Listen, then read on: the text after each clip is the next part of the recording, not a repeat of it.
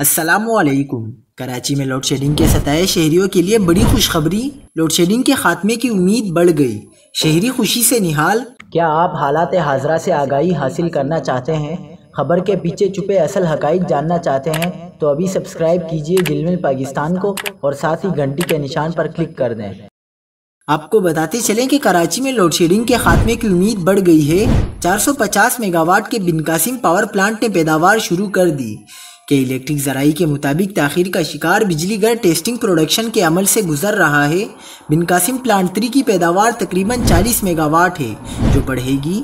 के इलेक्ट्रिक ज़राई का कहना है कि 2 माह टेस्टिंग के बाद बिन कासिम पावर प्लांट 3 से शहर को बिजली मुहैया होगी। 450 मेगावाट का पहला यूनिट पैदावार से कबल ही खराब हो गया था।